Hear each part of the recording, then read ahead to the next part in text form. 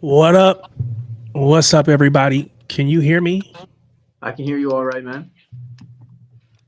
Interesting. I can't really hear myself. What's going on with my headphones?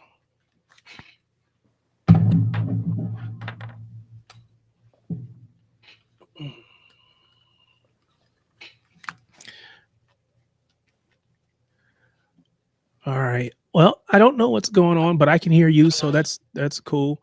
Welcome everybody. Thanks again for jumping on with me. This is weird. It's throwing me off. It's just not right, and I don't know how to fix it. Well, I'll figure it out. But again, big ups to everybody. If you're your first time here, thank you. Welcome. If this is your second, third, fourth time, this is I think the fourth time we're doing this. So if you're a familiar face, I appreciate it. I've recognized some familiar faces now, or at least familiar names in the chat. So big ups to all of you that are out there. My guy, Miami Snoopy, always jumps on, always supports. Big up, brother. I appreciate you. And with me on screen, I got my homie Scarf Boy. Appreciate you, man. How we doing? How we feeling? Doing all right. Hey, if you're in the chat, do me a favor. Let me know how it sounds to you. Something's not right on my end, but maybe it sounds fine just to you. So just somebody just drop in the chat. Let me know if it sounds okay. Uh, but yeah, I'm doing good, man. How you doing? Good. Hanging in there, hanging in there. Winter is coming. It's I can actually see the town Christmas tree out my window. It's up, but it doesn't have lights on it yet, so it's getting cold quick. Yeah, I'll say we got snow this week, and I'm just not ready for snow, bro. I'll just be honest with you, I'm not ready for it. I know. So that kind of sucks. But before we get too far off into the footy conversation for the evening, everyone, do me a favor. If you're already in the chat, do me a favor. Do hit that like button, the subscribe buttons, do all those things. Your support is much appreciated. Big ups to you, Tony Kidbowski. I appreciate you letting me know the sound is fine. I'll figure out what's going on my end at another time. But glad that you all can hear me just fine. But do appreciate your support. I think when we were on here last week, I said we had just hit 50 subscribers. And so this week we've just gone over 60. So each week we're picking up about 10. So big ups to each and every one of you that have already subscribed to the channel. And if you're new here and you haven't, I encourage you to do so. If you're watching back on the replay, do me a favor, hit that subscribe button as well. But we will kind of jump into some conversation. But before we do that, today is November the 11th. It is Veterans Day here in the U.S. I assume that's just in the U.S. I don't know if anywhere else does that, but um, I've got my father was in. So I didn't serve. I grew up an Army brat. My dad was in the Army. My grandfather was in the Army. I've got an aunt and an uncle that served. A couple other people in the family. So I definitely appreciate and celebrate all of you that have that serve or do serve or have served. Appreciate your service. Um, don't take that lightly. So wanted to say that before we get too far into it. Uh, definitely appreciate that. Um, so as always, Scarf Boy, as the guest, you're more than welcome to. We can talk about anything that you want to bring up. Otherwise, I do have a bunch of stuff that we can run through. But the point of this show is to get people who are willing to come on screen with me and just talk about whatever it is that they want to talk about. Right? I do a stream almost every night um, with some group or some channel. And I don't say that like for any other reason. Just to say I talk a lot, right? I'm constantly talking at a screen and having my say. And so I wanted to create a space where people can jump on and be able to have their say. That really, for me, was how this whole thing started. I was on a stream with LB, and I was a member. He was doing a live stream like this. It was a call-in show, and I just called in, and it went from there, and kind of got those chances to jump on with him, and then other people from there. So, if you are in the chat and you want to have your say, please feel free. Yeah, Uh, oh, man, I'm ready to talk some Man City Liverpool. We got the international break coming up, so we can commiserate a little bit about that. yes, sir. Um, I'm ready to roll. Yes, sir. Big ups to you, Red Camp 67. Appreciate you, man. Definitely not a legend, but just trying to hang out here and get to know all these people out in this footy community and share. For a lot of people, most people probably just share that love of City. I don't know who you support necessarily, but you know, the footy community tight knit. We just all love the game. So appreciate you stopping by, man. Big ups to you. So before we get into those topics, man, I've started, I'm trying to learn this whole YouTube thing, right? And so I created a video. I'm doing a mixture of live streams like this on Tuesday nights. Big ups to you, Red Camp City supporter. Appreciate that. I've been doing a mixture of these live streams, but then I put out like little recorded videos too. Just put those out on my own time, and not all the time. I feel like I'm going live or whatever, but I made a video. So there's a video on the Manchester City YouTube page. It's a video that's entitled, I believe, "Why Man City Fans Love Sean Wright Phillips." It may not be that exactly, but it's something pretty close. And so I was like, you know what? I'm gonna watch this video because I don't know if, for those that might remember, when uh, we were talking Black History Month in the UK. We were talking about Black players that have played for City, and I mentioned Sean Wright Phillips as somebody that I knew um, a lot of people loved, but I really didn't know because his time at the club preceded mine. So I was like, okay, you know what? I'm going to watch this video. I'll do a reaction to it. I'll record a reaction video. So I did that, uploaded the video. Unfortunately, the video got a copyright claim against it by the FA or the Premier League or somebody, because the video has clips in it from matches, right? So there was a copyright claim. But so that video will never see the light of day. It's sitting on my channel right now. No one can see it because of that. I'll end up throwing it away. But it was a great video that I made nonetheless. It's probably my best. I don't know. Anyway, if you haven't watched that video on the Manchester City YouTube page, if you're not familiar with Sean Wright Phillips, I do encourage you to go check that video. It was pretty cool to see his ability to just like take players on. His goal scoring ability reminded me in some ways, not exactly the same, but in some ways, Daku-esque, right? Going at players, very direct. It was really cool to see, especially for someone like myself who really didn't know much about him. How did you know a lot about Sean Wright Phillips, Scarfboy? No, bro, that's a little bit earlier than my era. Yeah, same, Started kind same. of around the Aguero, Silva, Vinny company role. But I will say I did get my picture taken with Sean Wright Phillips. He and Julian Lescott came to Columbus. Did you get a Yes. flip there too? Yeah, well, I got his picture and him, and like you said, I didn't get a picture with Jolien, but I got a picture with him, and I had a maybe I'll pull it up, and I got my cup signed. It's over there, but I got a cup that had the Manchester City logo on one side and whatever on the other side. But I got him and Jolien Lescott both signed that uh, in North Carolina. Okay. So I did get that. And actually, that was a part of my video. I put that picture up as a part of my video. But of course, no one can see it. So it's kind of wasted. But it was Lifestyle. cool. It was cool while it lasted, nonetheless. Um, Red Camp says, Sean Goater is liked as well, very much so. Feed the goat and he will score, right? It's kind of how that works. So I definitely saw, as a matter of fact, I think there was a play where I think he had taken the Sean Wright Phillips had taken the shot. I think it bounced off, and then or maybe he passed it to Sean Goater, whichever one. But definitely, there's definitely plenty of Black players that have played for the club that we certainly appreciate. But yeah, that was kind of disappointing not to have that video come up. But I'll see if I can't find that picture and put it up at some point. But anyway, if you have a Sean Wright Phillips memory, or like your favorite memory of him as a player for the club. Go ahead, put that in the chat. I want to know what everyone's favorite memory is.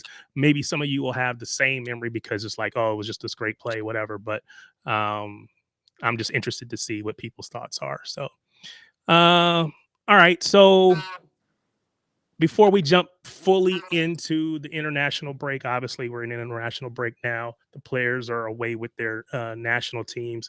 But before we pivot to that, we want to just kind of wrap up this last match. Let's talk about it.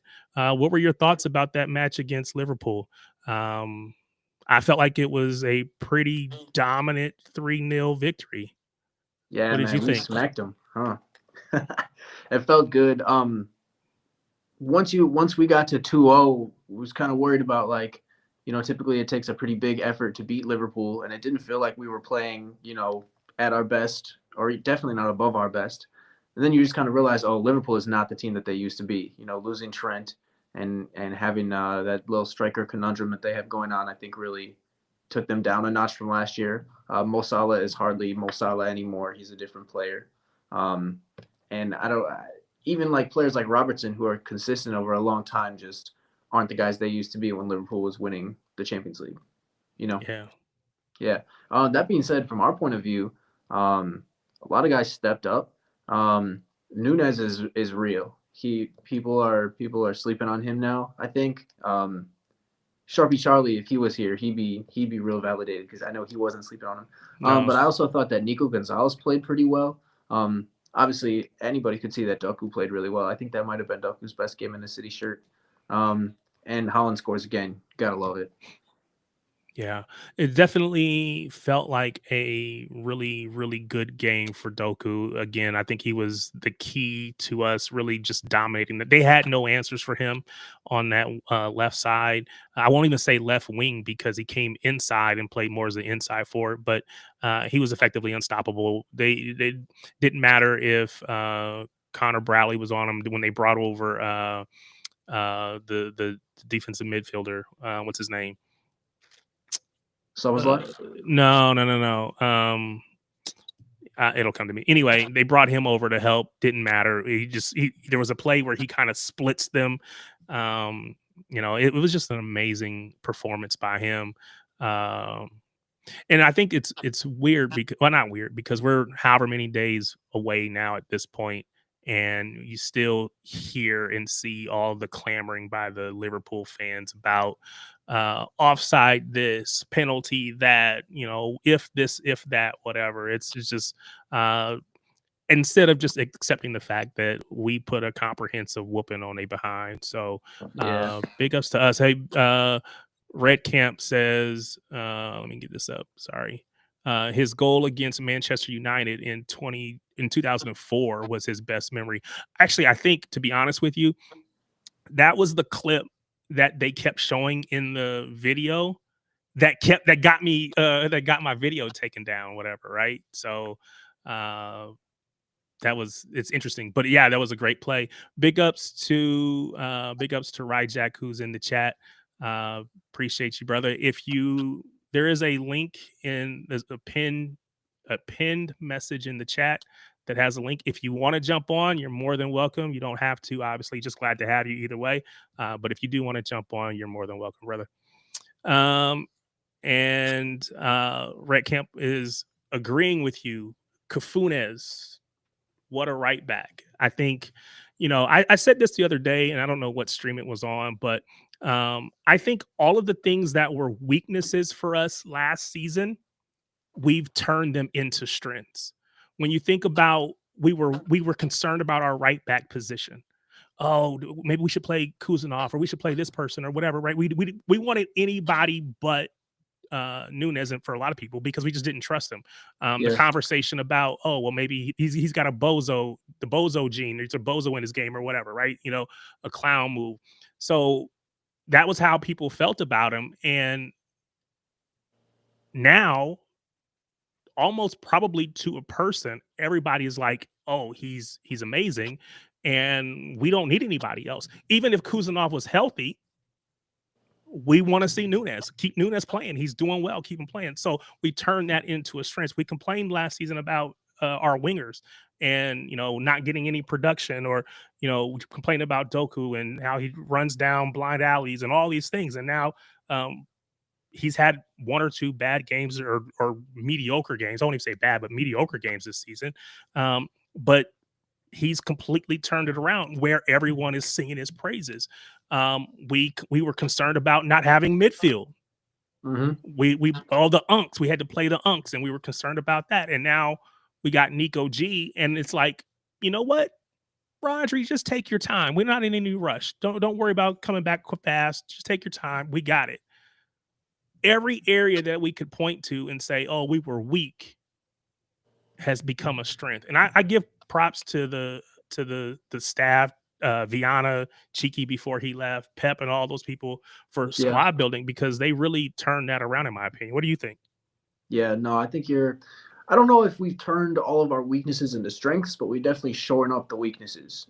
Stopped a couple holes. Like you said, we're not playing the Unks anymore. Our biggest weakness last year was no Rodri, I think, and that's still present. We still have no Rodri, but Nico has just been a revelation. I think both Nico and Nunes were bought in the summer of 23, which means that this is their third season with City. Um, I believe that's the So same. Nico G would have been bought in the last January. Okay. Okay. Yeah, So okay. he came in Gotcha. January. Gotcha. Makes sense. But then Nunes, this is his third year with City. Is that right? Yeah, I think something I like that. think Yeah. that's kind of the timeline that we saw Rodri start to really pop and change himself into a world-beating player. The Grealish's third season, he was really incredible. I think it takes a lot of time, and you hear this all the time with new signings, but it takes a lot of time for a guy to bed in and really figure out Pep's system. And I think you're seeing a little bit of Doku going through that as well. Now that he gets the system, he can understand how to be himself and to play his game in the system. Because obviously, when you get here, you have to follow the rules. Like if you're not playing Pep's system, you're going to sit on the bench. And I feel Yeah. like Doku has finally figured out how to be himself amongst the system. You know what I'm saying? Yeah, for sure. Big ups to Magnus. Changing our playing style has not only helped Holland, but also others like Nunez. Yeah, and that's interesting. I got something in here. It was gonna be later in the show, but just talking about how different the way we play has been. Um, I think I saw a tweet or a stat that said basically. This is in the Liverpool match. I think we had like 49.5% possession, right? It was less than 50. Um, and so I saw this stat that said that we had less possession, or less than 50% possession, for the fourth game this season. So 4 out of our 11 games, we had less possession than the opponent. And the stat basically said that the most games or most matches under Pep Guardiola that we've not won the possession battle in a season is 5. We've already got 4 this season. Yeah. So it's a stark departure from how we have played in the past, where we valued possession above any and everything else. And now it's like we want possession, we're comfortable keeping possession, but we're also comfortable. If you want to have the ball, that's fine. We'll let you come on to us, and then we'll hit you on a counter. We'll hit you with a very direct, fast-paced attack, and it's coming up spades for us. So definitely appreciate that. Appreciate that comment, Magnus. Yeah. Craig Camp says, I still need Stones, Ake, Kovacic to get sold next summer. Grealish and Akanji is a good buy for me. I can still give Bernardo a 2-year extension. He is playing well. So I do think there were rumors about Ake potentially being sold and not getting the playing time that he needs for his Netherlands place. I forget. I don't think I bookmarked that tweet, but just looking at being sold and potential places for him to go in maybe even as early as January. Of course, Kovacic isn't going anywhere at least until the summer because he's hurt, Yeah. and he won't be healthy until sometime in I think they said like March, April timeframe. So, and then we'll have to see about Stones. Are you, Scarf Boy? Are you on board with giving Bernardo an extension? Um, for sure next year. I mean, it's easy because I get the luxury of waiting till the season plays out. I don't think is he on the last year of his deal right? Yeah, so he's in his last. So basically, as far as I understand it, in January he can sign a pre-contract with another team outside of England. Understood. Understood.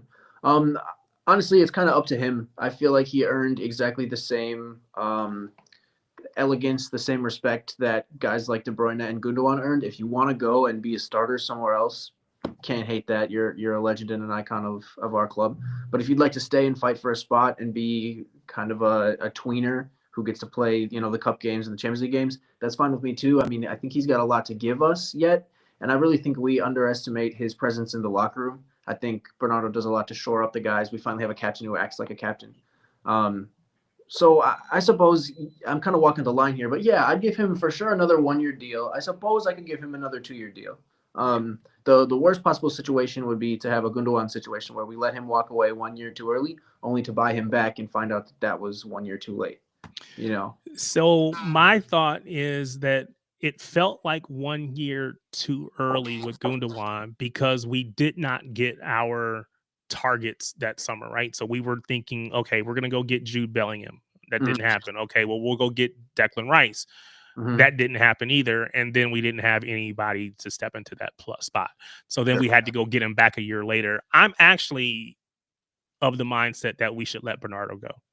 Okay. I think when the contract ends, it is a perfect chance for him to move off into the sunset. I think I hate when players stay too long. It typically ends up with them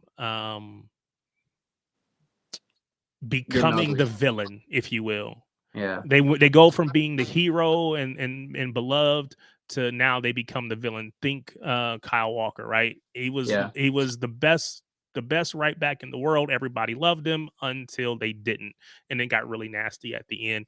And I think that the more if we keep him around, there's a stronger possibility that he continues to fall off more so than he continues to thrive. Like right now, he's playing well, but he's able to play reduced minutes. He doesn't have to play uh, every match or every minute of every match. And those are things that we just didn't have last season. So definitely appreciate what he's doing. But for me, I would let him move on. We know he wants to go back to Portugal. Yeah. So by not extending his contract, he gets to go on a free. Basically, that would be the club saying, "Hey, we appreciate everything you've done. We're gonna let you go get whatever sign-on bonus you can get. That's just extra for you. We're not going to take any of it. Go on a free and see out the last part of your career." So Yeah. that's how I feel it. But again, I also recognize that other people don't feel it that way. And again, the Gundogan situation is a case study as to, hey, we did get it wrong that time, and we need to make sure that we have a plan for what we're going to do if we do let Bernardo go. What's the plan? Is Yeah. it going to be because now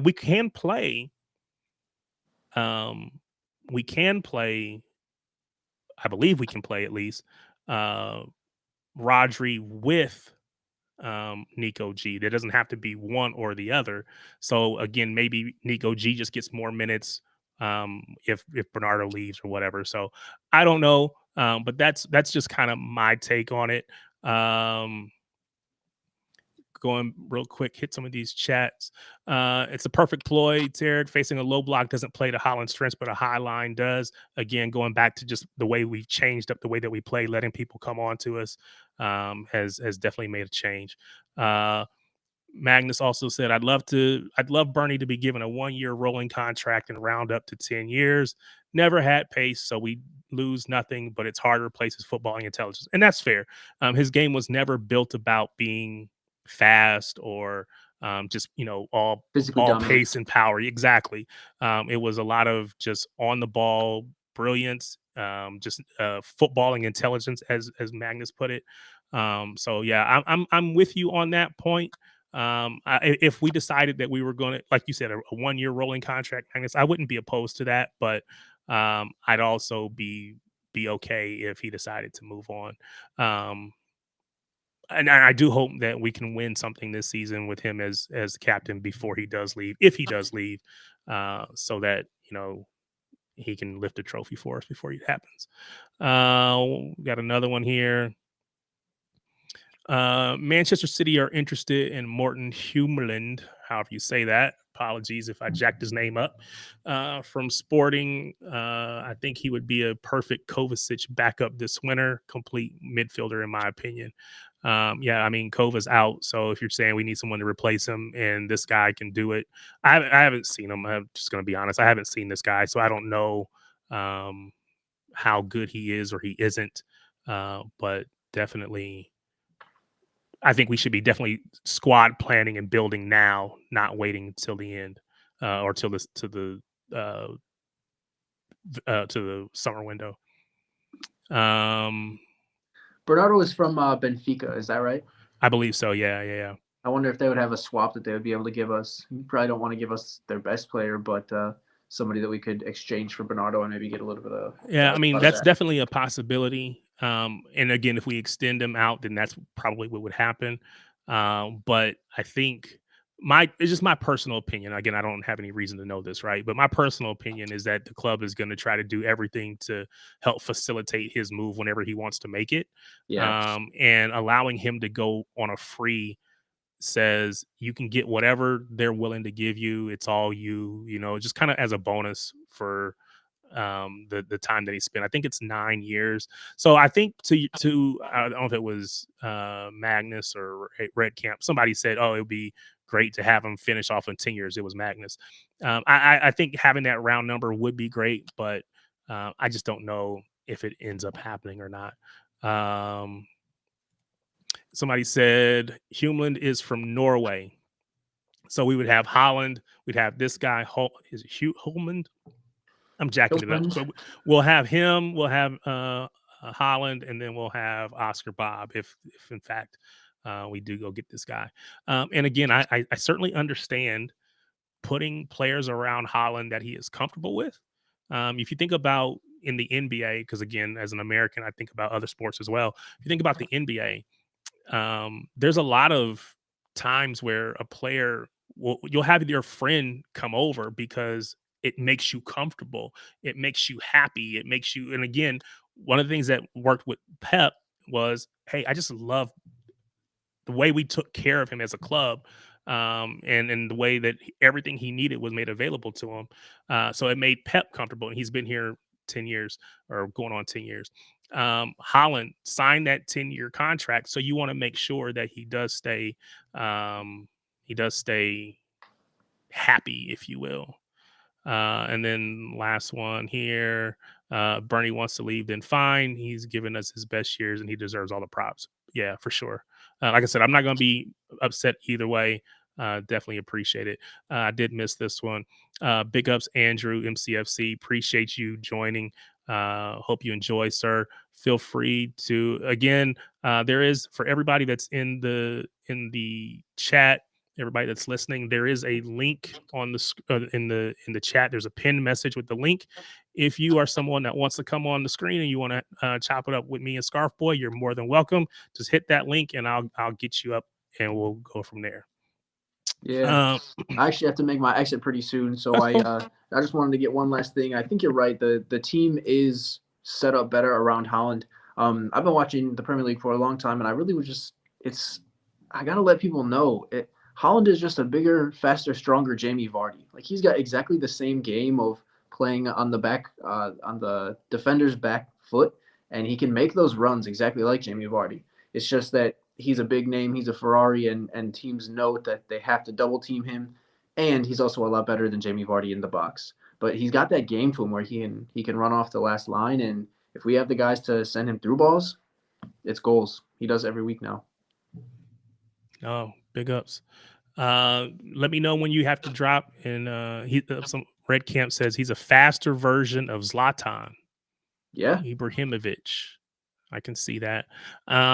I think Ibra was maybe, and we're seeing this from Holland recently, but I think Ibra probably was a little bit better footballer, maybe not a better striker, but maybe a better footballer. But we're seeing Holland really, what it feels like, at least he's improving that side of his game, or at least we're seeing it much more this season. He's doing a lot more work on the ball, in the build up, than maybe he's done in the past few years. So, but that's a good comparison, just especially with that size and physical and just the ability, the imposing nature of both of those dudes. So, and I wasn't a Zlatan fan per se, but I recognize he was that dude, right? I could recognize that.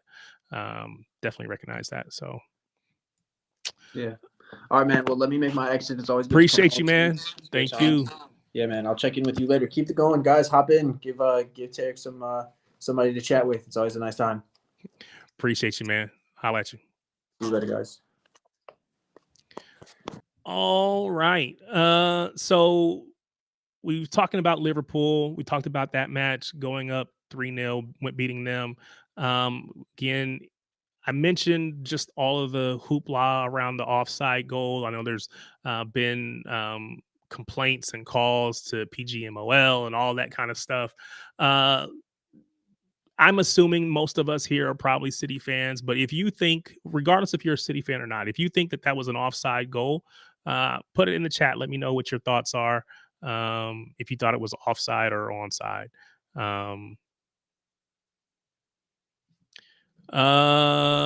Here we go. Let's see. Just received latest news on Nathan Ake. He could leave City in January for around 35 million. Inter, Juventus, and Crystal Palace are all showing interest in him. Yeah, this is the tweet or the message that I saw earlier. So I just couldn't remember what the teams were. So yeah, 35 feels, and again, I'm assuming that's euros, so whatever that is in pounds, but um, I think that's probably a good deal for him at where he is at his career at this point. So I would probably take that. Again, I recognize that um, Nathan Ake has the benefit of being considered a homegrown player. So that makes him a little bit more valuable, say someone like him and Stones. But yeah, I think it feels like he's got for that amount, it feels like a good deal. Ryjack agrees. 35 feels like a great deal to me. Yeah, I think so too. So yeah, if that offer comes in from any of those clubs, I think you have to take it. The interesting thing would be if the offer comes in from Crystal Palace, that would say to me that they are trying to replace Gahey. Do we want to give them the ability to go and sell Gahey to Liverpool in the winter transfer window? Maybe we want to make sure that they don't get him this season. That whatever they do in the summer is whatever. But I don't know if I should be playing um, that strategically or not, or I just take the money. But definitely a consideration that I would have in my head at least. Andrew MCFC says a straight swap for Gahey would be good. Yeah, now if they want to make that deal, let's do it. But I think Liverpool are already far down the line on that one. Yeah, that was my thought too. I agree there. It's probably going to be a case of if we give Crystal Palace the replacement for Gahey, he's probably gone in January. So I want to make them hold on to him as long as possible if we have any impact on it at all. Manchester City are keeping a close eye on Liverpool midfielder Dominic Szoboszlai, with growing concern inside Anfield over his current contract and long-term future. Interesting. I mean, I think on that team that we saw that they put out there on Sunday, he was the one that seemed to be going the hardest, trying the most, doing the most things. So yeah, I guess out of that team, I probably would take him. I think he would be. He plays. He's physical. He plays hard. He's got not just pace, power, whatever, but he also has on ball talent. Right. He's a good player. So yeah, I wouldn't be opposed to that. I don't think. I think Gahey is off to Liverpool to replace Kanate. Yep, exactly. So I could go to Palace or abroad. Yeah, agreed there. I think I missed one. Here we go. The fact that Robertson ducked suggests he knew he was interfering with play and he didn't celebrate either. So, again, this was my question for everyone. If you thought it was a penalty or if not. And so, Magnus, yeah, I agree with you. The fact that he ducked, either if I don't duck, it's going to hit me and I know I'm offside. So if you're in a position where the ball's going to hit you, how can you not be interfering with play? And I know the whole line of sight. Line of sight does not necessarily, in my opinion, at least, doesn't mean it has to be a like straight line because again, my vision isn't just here. It's wide. Like anything that's in this area, I'm gonna see you. So I have to if I see you, I have to think about you. And I have to be concerned about you. Uh yeah. So, question for everyone. We got the victory. We won the match 3-0. Like I said, pretty dominating performance. Almost a little embarrassing if you're a Liverpool fan. In your mind, because we came into this, apologies. I think we came into this match thinking that whoever won, or let's go the other way, whoever lost was going to be out of the title race. Lose, you're out. You're done. Season's over with as far as winning the league. Do we think that Liverpool is out or do they still have a chance? And then I guess the other question is, do we consider ourselves to be fully and truly in a title race? Are we actually in it? Of course, Arsenal drop points.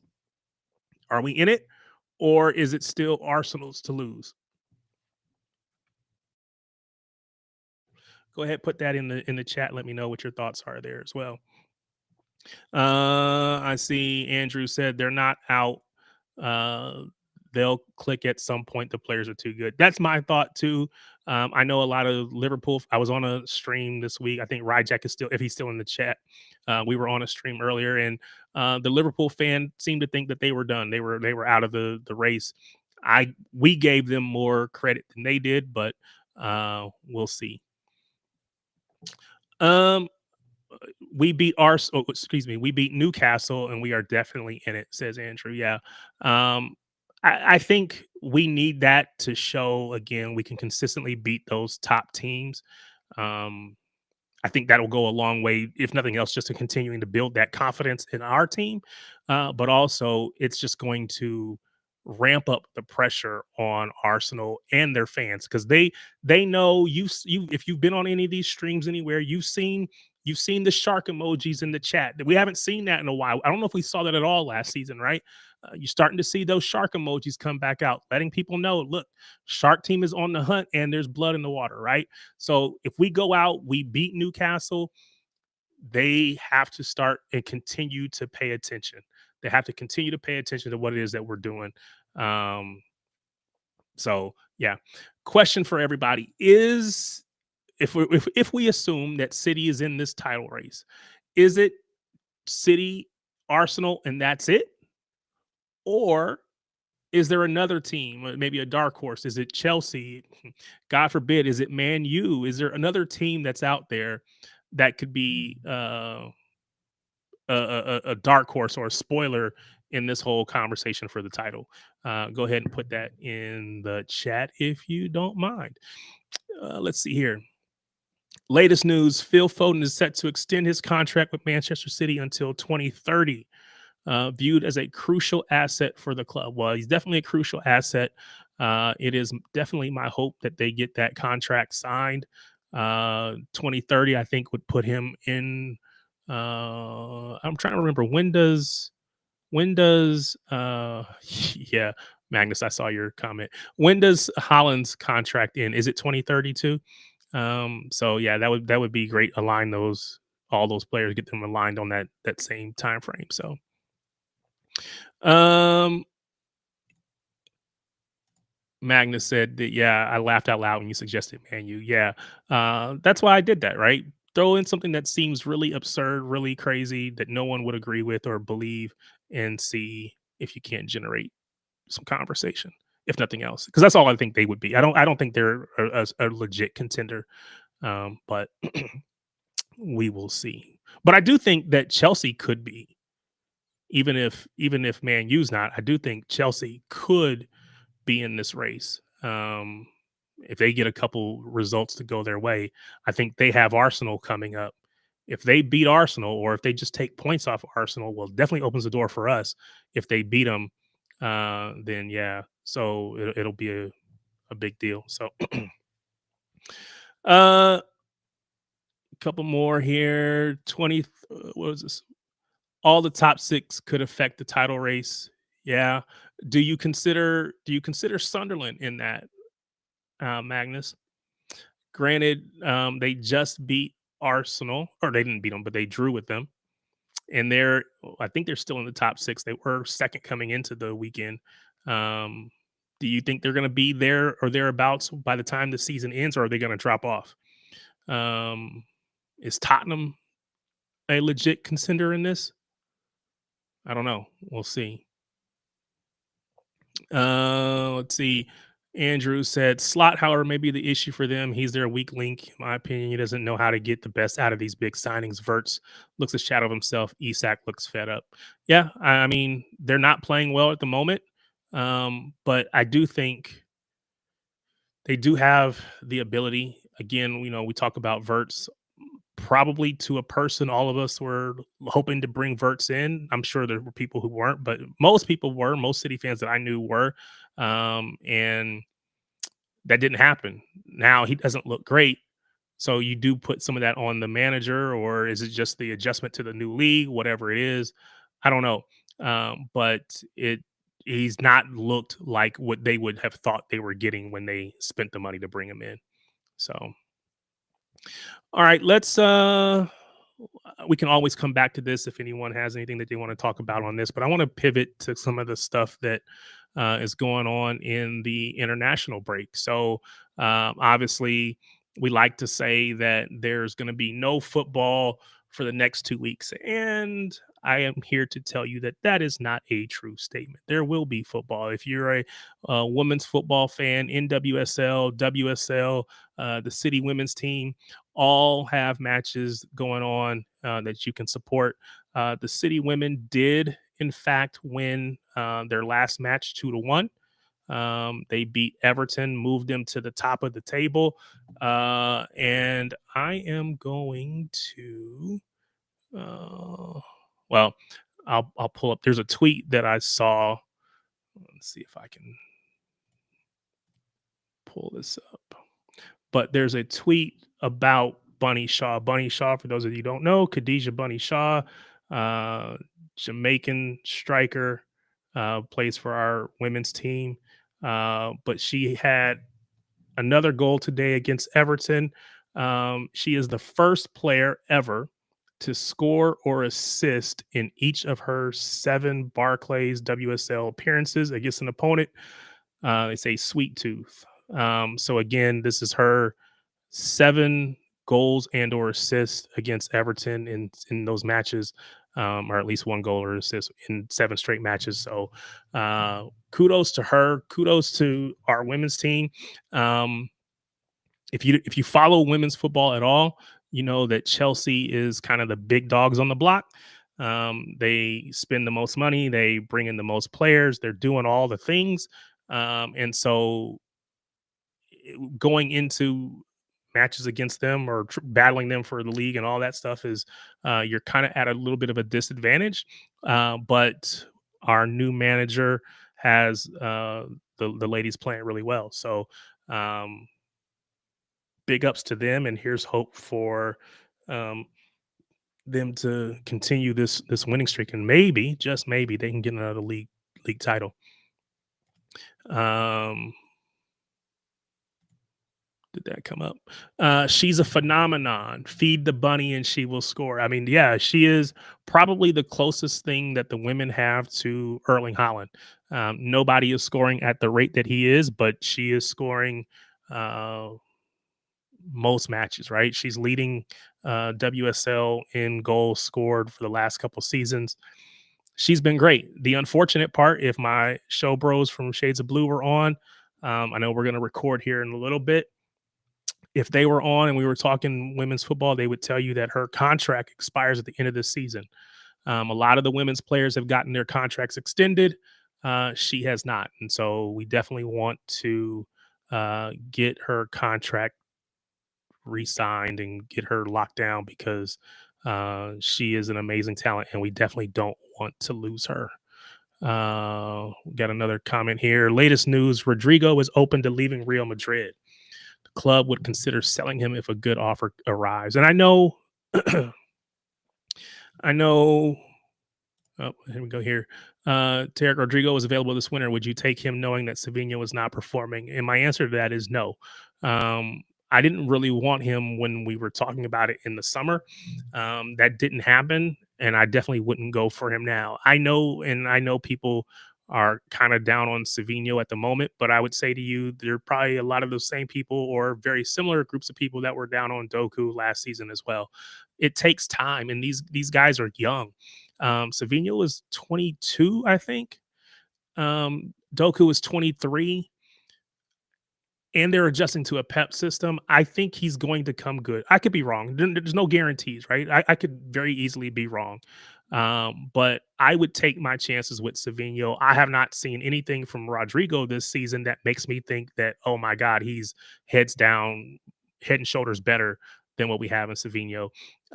He's not really playing. And again, I get it. It's not going to be playing in front of Vinny Jr. He's not playing on the right. I think Master Tuanto is playing over there, if I get his name right. So he's become a uh, bench option, really. He's surplus to requirements, if you will. So I mean, would I take him? Sure, but I'm not paying 100 million, which is what they were talking about before, 70, 80, 90. I'm not paying that for him. I don't think he's worth that. Yeah, he's 24. Yeah, I personally and he wants to play on the left, right? He doesn't really want to play on the right anyway. Which is why he's been frustrated at Real Madrid. So definitely I'm not going for him. Keely, big ups to you. Appreciate you jumping on. Rodrigo's ship has sailed. I was keen on him, but that was only when the Savinho links were happening. Yeah, I think there was a chance. There was a moment where both of our needs aligned potentially. He decided not to do it, or we decided to pull out of it, whichever way that happened.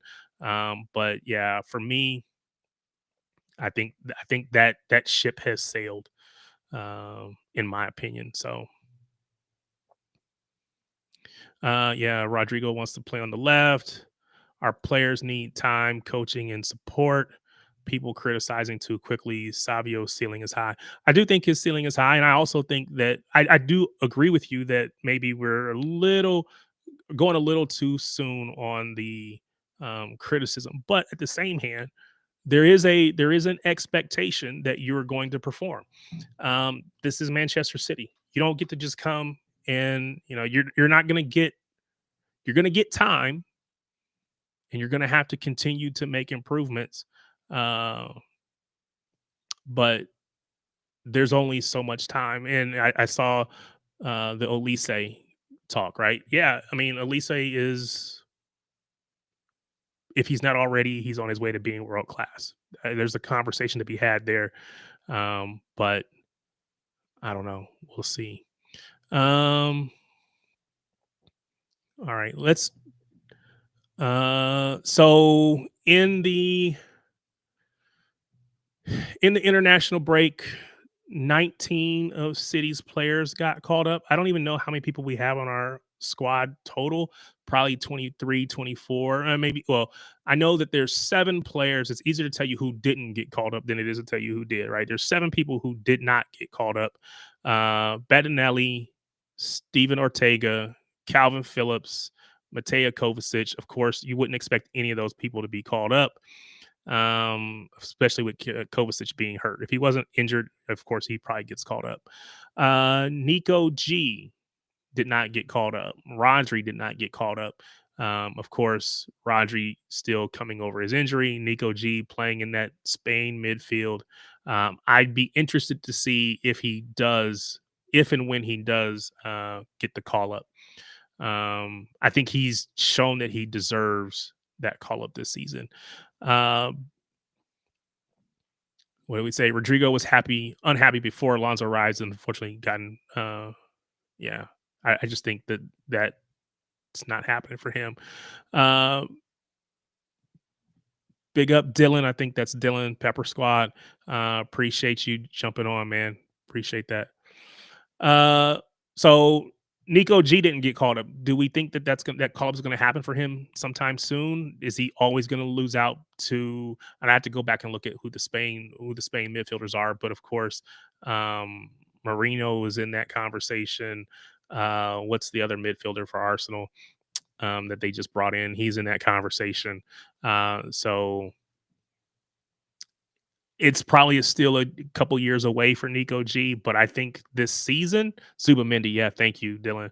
Zubamendi, he's in that conversation. I don't think either of those guys are playing better than Nico G this season.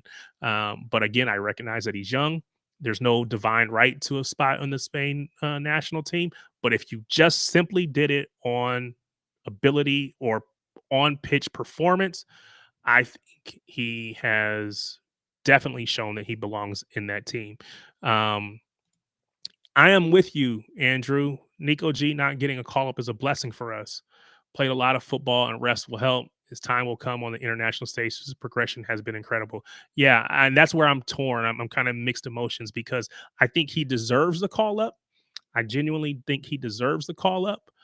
But at the same hand, I selfishly, I am perfectly fine with him staying. As a matter of fact, all 19 of those jokers can come back and stay at home if you leave it up to me. But I get it. You know, as a footballer, you wanted that opportunity to play for your national team and just the recognition that comes with it. So I get it why he would want it, but um, I'd be perfectly fine if he doesn't get it for a while. So I guess the last person that didn't get called up is Savinho. Again, we know maybe his performance hasn't been good enough to get that call up, and he's got to compete with some of those Brazilian wingers. So he's got some work to do if he wants to get that call up. He's got to perform.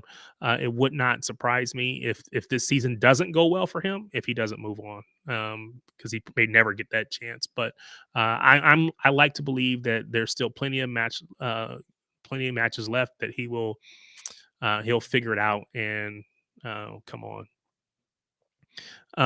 For for the England team, of course, James Trafford got called up to replace Nick Pope, who got injured with the concussion in the last match. I think the thing that was interesting. Oh, so he got called up. Of course, Nico O'Reilly got called up. We've been talking about that before. And then I think the thing that's interesting to me, of course, Phil got called up. Phil Foden. Phil got called up, and if you look at the roster or what they put out to say who got called up, the sheet, Phil is listed as a forward, not as a midfielder, which I think is interesting, right? Because it says to me that they are still trying to push him out to the wing and not allow him to play in those central spaces. I don't know that competing with Jude Bellingham feels like he has this divine right to be there in the midfield for England for some reason. But I would have liked to see Phil listed as a midfielder. But maybe you don't think it matters. Maybe it doesn't matter as long as he's in the squad. Everything else will take care of itself, I suppose. But I definitely prefer to see him playing in that central spaces. Yeah, Red Camp. He's playing as an 8 this season, basically a center midfielder. That's my point. And I feel like Tuchel should have seen enough to know that, hey, this guy is a center midfielder. It's one thing when he was playing on the wing for us, then you can justify it. there's no justification for this, in my opinion. The dude is a midfielder. He's playing as a midfielder all this season. So, that's where I would like to see him. Of course, we know that Bellingham's PR is insane. Yeah, I agree with you. And that's the unfortunate part, that it comes down sometimes to more than just on pitch performance or what have you. So, um, center midfielder is one of the hardest positions in football. So, big up to Phil Foden. Yeah, agreed. Big up Magnus and Keeley, Spartacus. Glad to have you, Spartacus. Appreciate you, brother. Thanks again for jumping on. Um, this is an interesting question, and this makes good conversation. Spartacus, you're a Brazilian. Does Rodrigo like to play on the right, or is the left his preference? I know we've had this conversation before when the conversation of Rodrigo. Okay, there's the answer. Um, he hates playing on the right, and that's the issue, right? Everybody knows he wants to be on the left side, and again, when Doku is cooking like he is, and we still think that Marmouche, I mean, we have Marmouche available. We think that Marmouche is that dude, but he can't get on the pitch right now because of how great Doku is playing. His maybe it's a purple patch, I don't know, but Doku's form right now is insane, and you can't really take that guy off the pitch. Um, no matter how great Marmouche is. And I've said, and people can agree or don't agree. The other thing about Marmouche is he's going to be gone in a month. In about just a little over probably about a month's time, he's going to be headed off to um, the AFCON, African Cup of Nations. He's going to be gone. Him and Ike Nori, right? So I guess my question would be, does it make sense to try to bed Marmouche in right now with, especially with the way that Doku is playing, just to turn around and have him turn around and leave? Again, no disrespect to him, but yeah, I would question if it makes sense to disrupt what seems to be working right now. So big ups to everybody in the chat. I appreciate the conversation. I appreciate you all doing your thing. I'm definitely trying my best to hit as many of your comments as I can. But the good thing about having people in the chat and having a chat that is willing to engage is that I can't always hit them all. So forgive me if I don't hit your comment. And it's not because I don't appreciate it. It is just simply because it's maybe moving faster than I can keep up. So, appreciate you all. Excuse me. So somebody else said it earlier. I think I saw this in the chat, but of course, anytime we hit the um, international break, every international break this season, I'm pretty sure, or even last season, we have all of the ridiculous commentary and things that come out. Um, Conversation about, oh, is Holland going to leave Manchester City? Is Pep going to leave Manchester City? Is the 115 verdict going to drop? When's it going to drop? Is it going to drop now? Is it going to drop next week? Is it going to drop? We've been hearing about this forever, and people say, well, it's got to drop this year, right? It's got to drop this year. And my question is, why? Why do we believe that it has to drop this year? It hasn't dropped in the years before. You would think, well, it's been over a year since the I guess you can call it a trial or whatever has finished. All of those things are true and but I don't see any reason to believe, oh, it's definitely going to drop this international break. I hope that it does just to get it off our back, but I don't know any reason why I would assume that it's going to happen. Um, Keeley said, I don't see Savino getting moved on after the contract extension. Yeah, I mean, that's a fair statement, and I think someone else has said it protects his value. I still think I don't think it's a guarantee that he stays. I'm not opposed to him staying. Again, I think he's got all the talent in the world. So I'm not opposed to him staying at all. Um, yeah, again, if you I'm gonna put a poll up. One, because I just want to try to figure out how to work this stupid thing, but I'm gonna pull a poll up.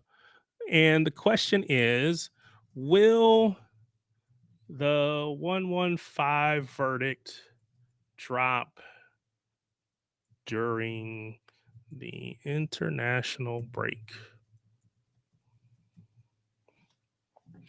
I'm interested to see what you guys' opinions are.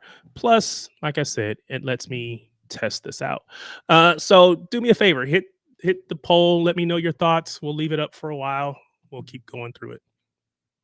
Um, one sec.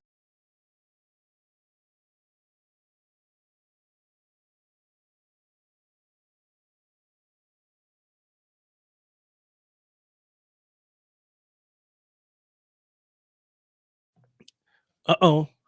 Spartacus is dropping insider information. Let's see what he says. Savio is desperate to make this work. He has told Ancelotti for the second international break in a row that he doesn't want to go to the Brazil camp to focus on City. Now, that is interesting because I didn't know that he was basically turning them down. Whether the offer was going to come or the option to go in was going to come or not, I don't know. But for him to prioritize City and say, I'd rather not come in, that's a big call for him. That's interesting. This is what I've been told. Came from someone very close to Savio, as well as someone inside the Brazilian FA. Yeah, I think if we're hearing it from you, I'm inclined to believe it. So that's interesting. Big ups to Spartacus dropping news in the in the chat. All right, I'm gonna run through some of the stuff that I saw on Twitter, and I bookmarked them, and we will kind of engage in some of this stuff. Let's see here.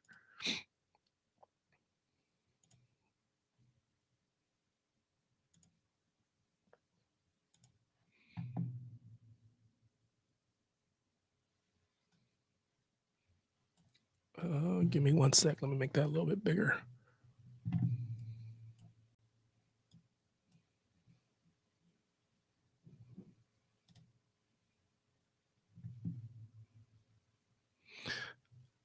All right, so let me go up. That was the tweet that I commented about earlier about Khadijah Bunny Shaw. Let's go back up to the top here. I'm going to come back to that in a minute and come back to that. Of course, there's the conversation about Pep Guardiola. Again, this feels to me like rivals having nothing better to do with their time during the international break. So let's try to come up with something to uh, disrupt whatever's going on at City because they seem to be putting it together. But I know that there was at least some thought that maybe in previous that he might have left last season or he might leave if we win.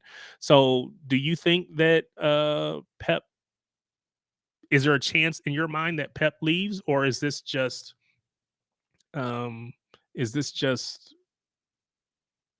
media talk, rival banter, whatever, trying to get something started that isn't really there? All right, let's looks like right now everybody is saying in the poll 100% no. No one thinks that Pep is actually leaving. Fair enough. So again, we talked about, I said earlier in the stream that I thought that the board and Viana and all those guys had done a great job at taking what were weaknesses for us last season, turning those into um, strengths. Maybe you don't feel like it's a strength per se. In my opinion, they've turned them into strengths. At minimum, they've gotten rid of the things that were weaknesses for us. They're no longer weaknesses. One of those things was we had no Rodri, if you want to say replacement, backup, whatever. Nico G has come in and has been incredible. And I saw this stat and I wanted to highlight it. 23 years old, but he's the Premier League midfielder with the highest pass completion percentage this season. Again, you think about all the midfielders that are playing in the Premier League. Again, we talked about Zubamendi, we talked about Marino playing in midfield for Spain, that he can't seem to get into at the moment. But he's got the best pass completion percentage of those players. So again, it says to me just how much he's improved, how much confidence he's playing with by being able to play, just being able to get out there on the pitch, says to me that, hey, there's a lot that's going on and is going right for this kid. And I'm really happy to see that. This was interesting to me, and I need you to help me because, I know a lot of us still have some affection and affinity for Cole Palmer, and I get it. Academy kid come through. I understand that. But Cole Palmer has successfully trademarked his signature shivering celebration. I don't know what this means. Is this a case where if someone else does this celebration, is he looking to get paid for this? Is if the TV, if the TV cameras capture somebody doing this celebration, does the TV people have to pay a licensing fee?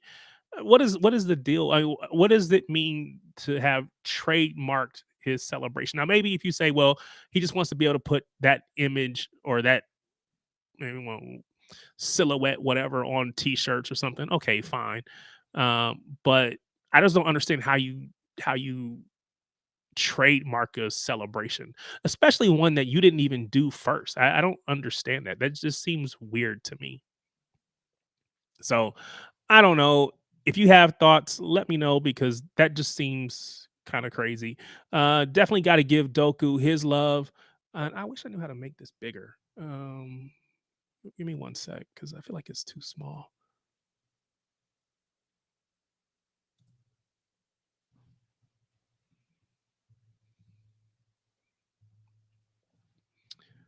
Uh,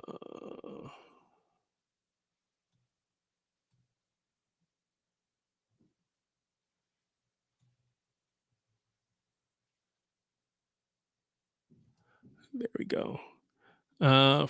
Jeremy Doku, the first player since 2019, Eden Hazard versus West Ham to score, to win 10 plus duels. He had 11, complete 7 plus dribbles, create 3 chances, and take 3 shots on target in a single Premier League game.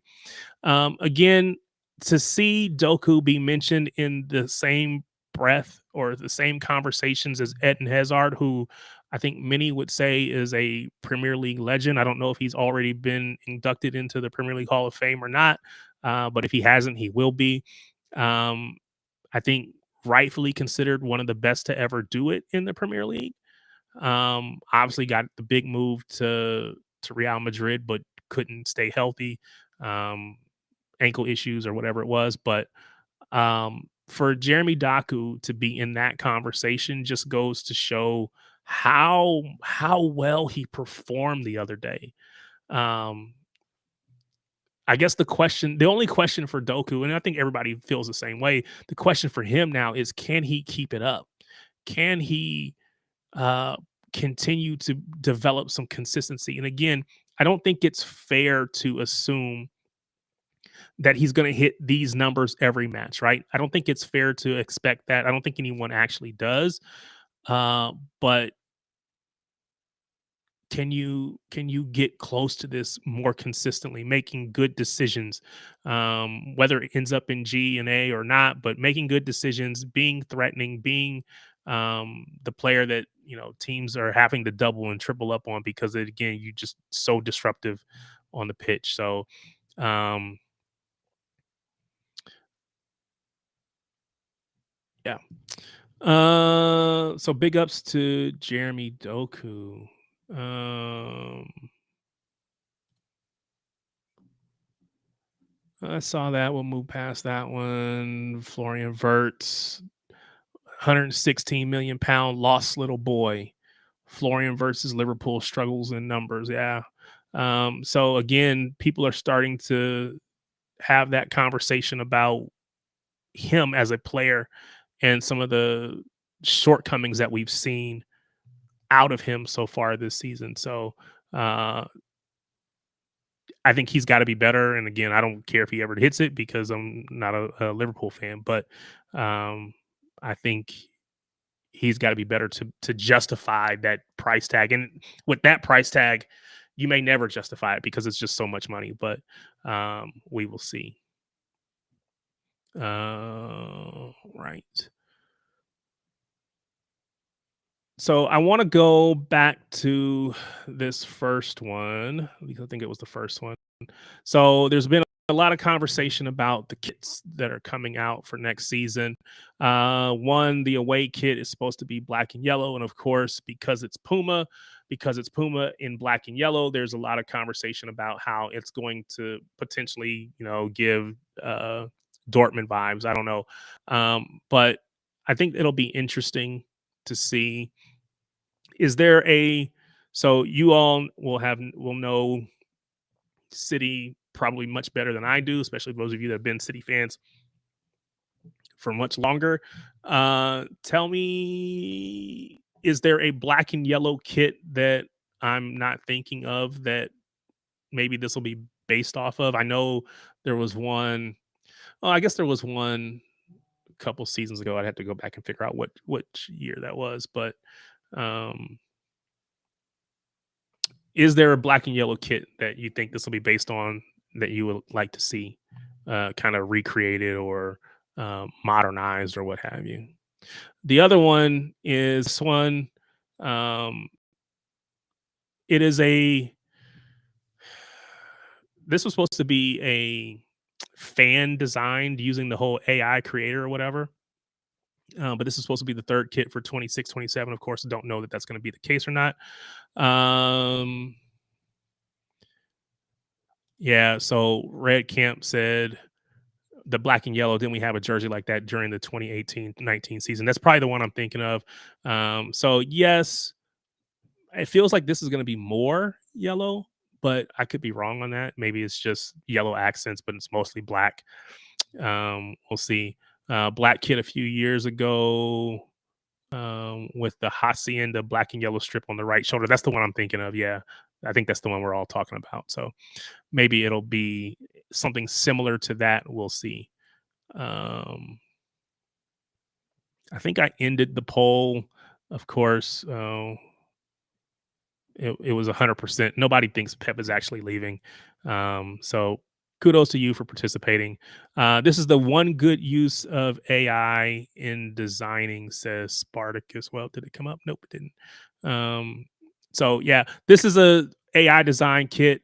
I like this kit. It is similar to the 2013-14 third kit. That actually is one of my favorite kits of all times, to be honest with you.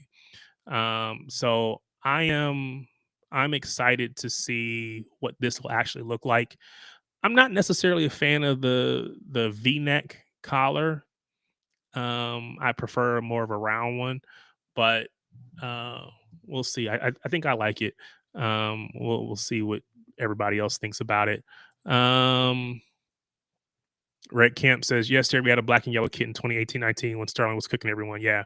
So, yeah, I think we're all on the same page on that one. 2009, 2010.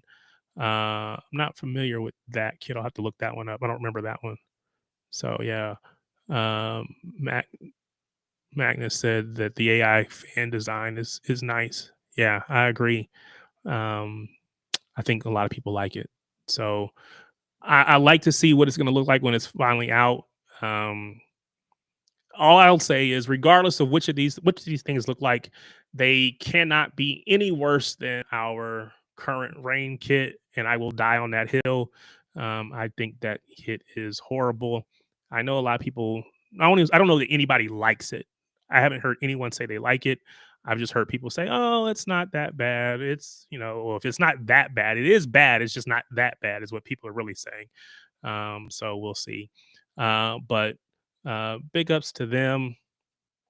It is U17 World Cup. I'm an American, as you already know. Yeah, appreciate it, Magnus. I was gonna have be honest about the kit. The kit is horrible. It's horrendous. So yeah, if we win a treble in it or we win a Champions League in it, I'm still gonna think it's horrible, but I'll remember it for what we win in it. But it's still ugly. Um, as an American, the U17 World Cup team for the first time in 20 years went on to the knockouts. We've not been good as on the men's side. But I bring this up because of this guy here. Kevin Sullivan. Kevin Sullivan obviously is a City player that is currently on loan to Philadelphia Union because he's just too young to come over yet. I think he's only like 16. Of course, the U17 World Cup. But they've played 3 games so far. In those 3 games, he scored in the first 2 games. Didn't score today. He did, so he's got 2 goals. I think 2 goals in 3 games. So again, showing his ability. I wish Danny was on. I don't think he's in the chat, but if Danny was on, he would say how good he is and really tell us, like, from an academy at his age group, how good he is and what we can expect from this kid. But I think the future is really bright. I think the future is really bright for this kid. Would anyone buy the rain kit in May if it's 90% off the retail price? I don't. If they gave it away free, I still wouldn't take it unless it was signed. It's just horrendous. I'm not spending money on it. I don't even care if it's 90% off. Now, give me 90% off. I'll take the black one. I'll take the home one. I'm good with all of those. It's just I just don't like it. Now, maybe I don't know. It's hard to say that I would spend any money on that. I could do other things with my money than to buy that kid. It's not good. It's just not good. I've heard about him. Is he any good, Sullivan? Yeah. So he's supposed to be. He's on City's radar. He's been playing really well. I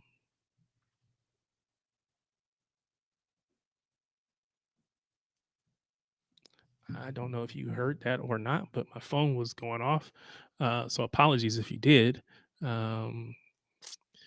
But yeah, really good kid. As far as on the pitch, I don't know about him personally, but like I said, he got those first 2 goals in the first 2 games. Started this game as well. I think he played the full 90, maybe. So yeah, is he in the Manchester City Academy already? Technically, yes. He just can't come over. He's a City player, but he can't come over until he turns 18. So I don't think he has access to a European passport. So he will. uh, the phone was City offering you a free rain kit. They heard me saying I'm never gonna get one, so they were like, let's test out his resolve. Again, now if they want to get it signed, I will gladly take it and I'll put it on the wall. But yeah, I would never put that kit on. And I won't go too much harder on that. But so yes, there's a lot of excitement around this kid. When I talked to Danny about it, if you know Danny from LB streams or Martin streams, whatever, Danny has always said his only issue is just he's a kid, right? He's playing with the Philadelphia Union second team mostly, just because he's got to develop come into his body, be able to play men's football instead of playing against kids. So we'll see if he can actually become what we hope he can become. I hope he will become better than Landon Donovan.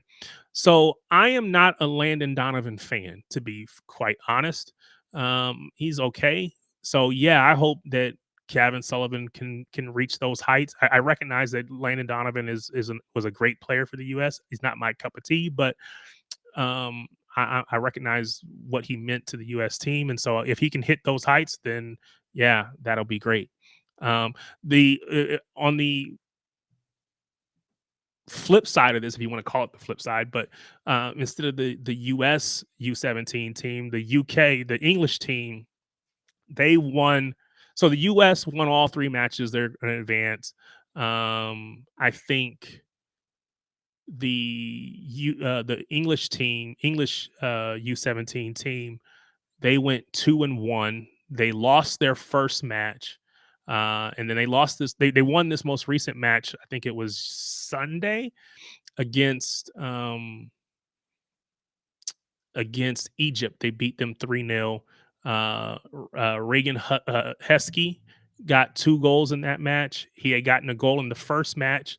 So he's got 3 goals so far in this tournament. So Kudos to him. Let's see if these kids can continue to develop to see these U17 players get into playing men's football and hopefully one day breaking into the first team. We'll see if they can do that. The question here: this means Sullivan's arrival could coincide with Nico O'Reilly sliding back into midfield. Who knows? Well, Kevin Sullivan has been playing. He's more of a midfielder, or a winger, as far as I understand. Like I said, if Danny was on, he would be able to tell me more. But so I don't know if his arrival will have anything to do on Nico O'Reilly, but um, we'll see if, like I said, we'll see if these kids can even hit these heights, because sometimes, playing at age group or even up an age or two, you can perform, but it's a different ball game playing against these adults. And hey, I've never done it. What do I know? But I just know that they're professionals on the other side, and they're not going to make anything easy on you. So, um, do you prefer Clint Dempsey or Christian Pulisic? Yeah, I would prefer Clint Dempsey out of the Clint Christian Landon conversation. I would definitely prefer Clint. Um, I got, I don't have time to go into my deep seated issues with the U.S. national team, but if they get into a tournament, I'll watch. I want them to win, but I don't really care one way or the other. But yeah, out of these two, I'm definitely rooting for Clint Dempsey for sure. Um, City's future looks bright, or looks immense. Sullivan, Naipan, Rice, Ba, Echeverry, Cherky, and others. Yeah, I mean, we are in a good position. We're in a good position to have a very bright future. All these kids, again, they got to go out there and show it. It's unfortunate. Like Cherky, I think is going to be a definite star, no questions. Um, these other guys, they got to get out there and show it. Echeverry hasn't played. He's got to be able to get into that squad, or find a spot where he can play. If Leverkusen is not going to be it, Vitor Hayes obviously is playing pretty much every match for Girona. Team's not good, at least at the moment, but he's getting the experience that he needs. He's made himself basically indispensable in their defense. So I think he's on the right track. I haven't really paid a bunch of attention to Juma Bob. I think he's been playing a lot as well. Naipan is playing in Middlesbrough, but the Middlesbrough manager is probably going to be leaving to go to Wolves. So I pray that doesn't disrupt Naipan's um, his progress, because it seems like he's been doing really well. So I would hate to see that get kind of derailed a little bit. Um, Severe Naipan got a lot of potential as well. Yeah, I agree. Again, I don't get to watch a lot of Middlesbrough, of course, but everything that I've read, everything that I've seen says this kid is really bright. Future is bright. A lot of teams wanted him, and again, um, for City to be able to pull him in says a lot about City, a lot about um, what teams and what players should say, players, their families, what they see when they come, and what they hope to be a part of. So, if you're a fan of U.S. sports, especially college sports, recruiting is a big deal, because we don't have like academies where you come to this academy and you automatically go to this team or whatever. A lot of it is you have to go out and recruit players to come, and we see that in football as well, where maybe a kid that's played through an Arsenal academy, then they'll come over to City when they get older or whatever, right? Those things happen. It's the same thing in American sports, where we're recruiting to try to get people to come in. So it feels very similar in many ways to this. When people come to visit, their families come, they want to trust that, hey, you're going to look out for my kid. Nothing's guaranteed on the pitch, but you want to make sure that they're going to be taken care of. And it feels like City is doing that. So you also mentioned Bob and Mukasa, definitely really good players as well. Oscar Bob, um, of course, Divine Mukasa is a little bit further behind, but I think he's doing well. But Oscar Bob, he's gone to to Norway's camp this window. Last window, his manager had some pretty negative things to say, some pretty strong comments. So hopefully he can show better for himself this window, because you would hate for his he was on that track, to be our best winger. People kept saying that, right? He's our best winger because what we saw in that preseason when I was in North Carolina, when I was in Ohio watching those matches in person, he was the best player on the pitch. But um, we got to see if he's gonna get back to that following his injury. There's no guarantees, so hopefully for his sake he can. I think for the like you said the what's the word I'm looking for? Not camaraderie, but the chemistry, I think is the word I'm looking for. The chemistry with Holland, just being from Norway and their time in the national team, be able to make it to the World Cup. I think he needs to play well. He needs to kind of get back going and firing on all cylinders. So here's hoping for him. One of the few in LB streams before the last transfer window, and I told everyone if we ain't getting Verts, we need to go after Cherky. Legit DM Pep Guardiola to beg him to sign Cherky. Well, if you DM'd him, then that's awesome. I appreciate you. I owe you a lot. I'm gonna take you out to dinner next time I see you, or if I see you, whenever I see you, because Cherky is that dude, man. His game is just so fun.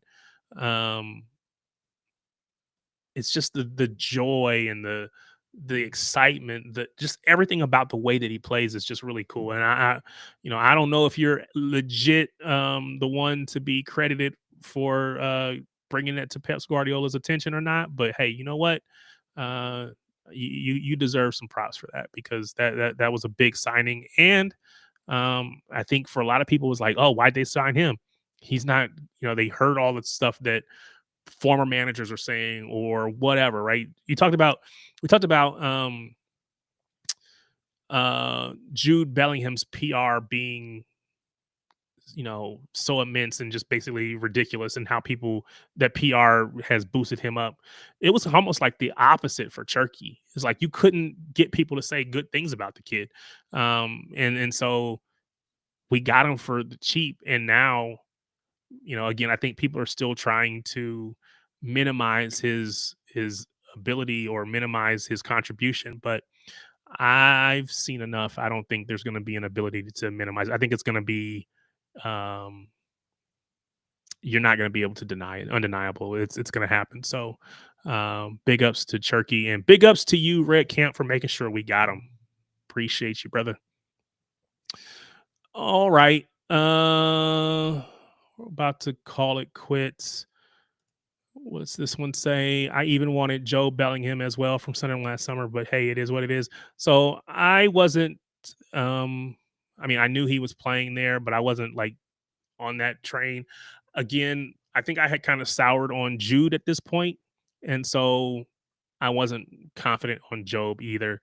And then, to see some of the antics or whatever, again, what feels like antics to me at least, it's like, nah, I think I'm good. I don't need that guy. So uh, we'll see if he ever hits the heights that his brother does. I don't know if he will, but we'll see. Big ups to Vader Games. Great show. Appreciate you, brother. Thanks for jumping into the chat.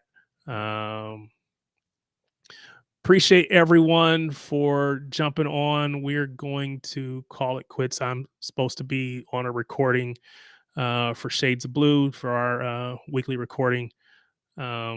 So I'm gonna jump off here and go do that. I agree with you, Tarek. We don't need that circus. Yeah, that's exactly how I feel. If he's anything like his brother, I don't want to deal with that. So it is what it is. But big ups to all of you again. Thank you so much for stopping by. 4 episodes of this is almost a whole month of doing this stream, and I appreciate, like I said, seeing familiar faces and or names in the chat. All of those things, man. I really appreciate you guys rocking with me. It means a lot. Again, if you haven't already, do me a favor, do hit that like button, hit the subscribe button, as it does go a long way to helping your boy out with the channel. But appreciate you. Thank you so much. And hopefully we'll get at you again next week.